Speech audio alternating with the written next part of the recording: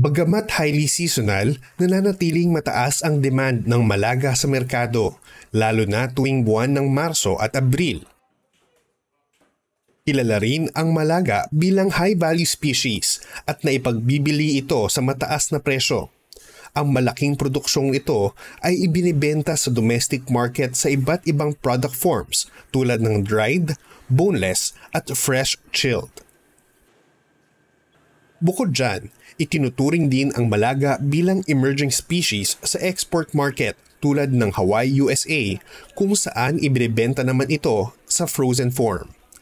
Para malaman ang detalye tungkol sa merkado ng malaga, panoorin ang video.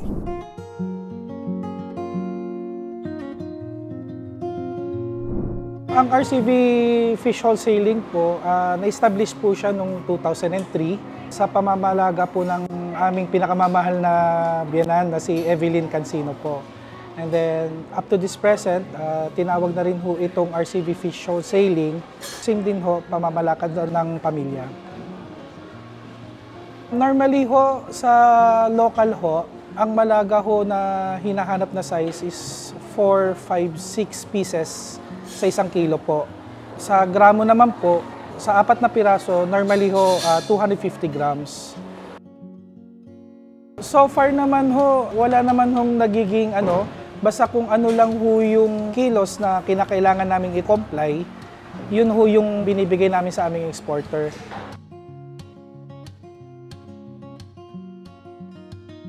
Sa local ho, nagdedepende po yan eh. Pagka locally lang ho, usually nasa around 300 to 500 kilos sa 1 araw po yun. Nagdedepende na lang ho sa kung gaano karami yung supply na binabagsak sa bawat konsignasyon. With regards naman po sa export po namin, normally ho, hindi na ho siya bababa ng 3 tonelada o 3,000 kilos. Ang pinaka-highest po na nare-reach is 5,000 kilos po sa exporter. Sa totoo lang ho, ang presyo ng malaga, lagi yan nagva-vary. Pwede siya tumaas, pwede ho siyang bumaba dahil nga ho seasonal. Pag pumatak na ho ang burn month, hanggang January, February, March, tapos unti-unti na rin hong dadami yan pagpatak ho ng tag-init at mas marami ho ang supply sa tag-ulan. Kami ay nag-e-export ng bangus sa US, particularly sa Hawaii. And then recently, nag-carry na rin kami ng product like the malaga. In the export business, we've been existing since mid-80s. But the malaga market, we just introduced it about 5 or 6 years ago. Sa product requirement, in terms of variety, preferred ng mga customers ang dotted. Mostly, they consider it the real malaga. But in the absence of the dotted variety, we also were able to push naman yung mga stripes na variety.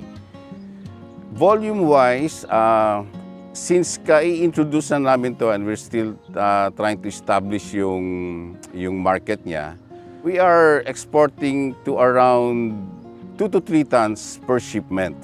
But our challenge is yung consistency ng supply ng malaga all year round because it's highly seasonal and it's limited in production pa rin compared to the main product of bangus. When we introduce malaga, we maintain the 4 to 6 pieces per kilo size. But given some situations na there's shortages and ang available lang sa market ay yung smaller than our ideal weight, we were able also to push na rin yung mga 7 to 8. But as much as possible, we stick to the 4 to 6 pieces per kilo dahil ito na yung kilala ng mga customers at dito na rin sila nasanay. Siguro from us who are doing the marketing, we would like to partner with you na if we can give you inputs as of how you should produce also in terms of volume and then in terms of consistency, I think it will benefit all of us. Kasi the growers, sila, they can manage their resources na kunwari mag-produce tayo ng malaga.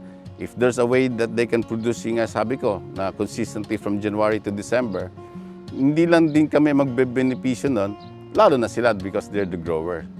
Kasi kaya kami nahihirapan to market yung consistency ng raw mats.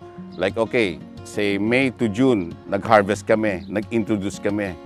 So naubos siya 2 to 3 months after. Hahanapan kami ngayon, wala kami may bigay dahil sasabihin ng grower, wala pa po, nagpupunla pa lang kami. So imagine if January to December consistent ang supply, hindi pa siya kasing dami ng bangus ngayon, but given the right marketing and the right consistency, I think we will have a good potential for Malaga.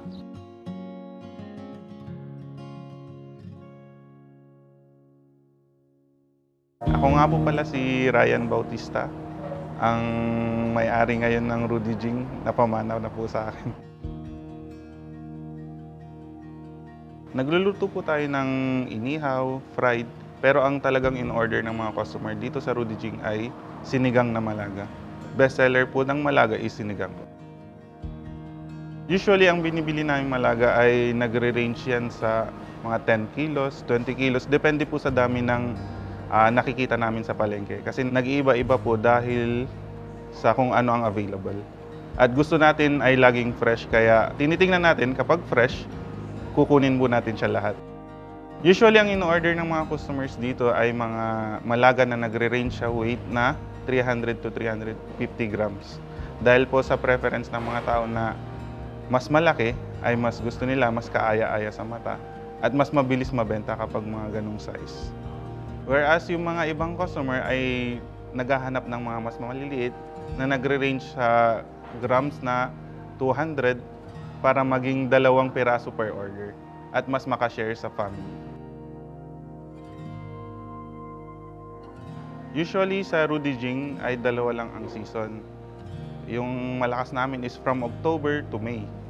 And ang lean season natin is from June to September. From October to May, diretso po yan. Lagi po tayong may malaga. Every day po sa Rudy Jing, nagsiserve po tayo ng malaga. And during sa lean season, mayroon pa rin po, pero hindi na ganun kadami. Kailangan po ay pare-pares ang size ng malaga dahil po sa prices na binibigay namin para maging iisa lang po yung price. And dapat nagre-range siya sa 300 to 350 or di po kaya ay 200 grams. Para po sa mga malaga growers na interested mag-supply sa Rudy Jing o sa mga restaurant, ang size na hinahanap namin ay nagre-range siya 200 grams or di ko kaya 300 to 350 grams.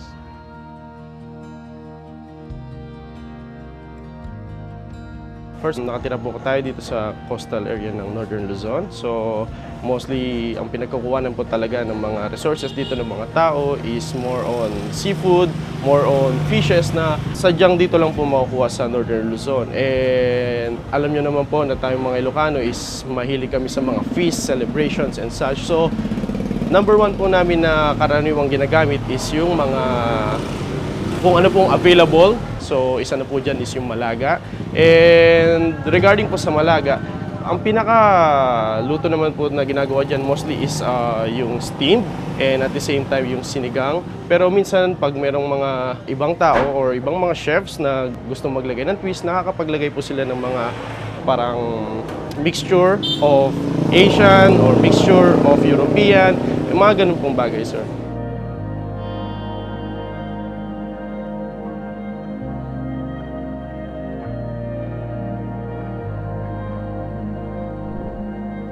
Kung kayo'y may natutunan sa videong ito, huwag kalimutang i-click ang subscribe button para makatanggap ng updates sa mga bagong Tate TV episodes.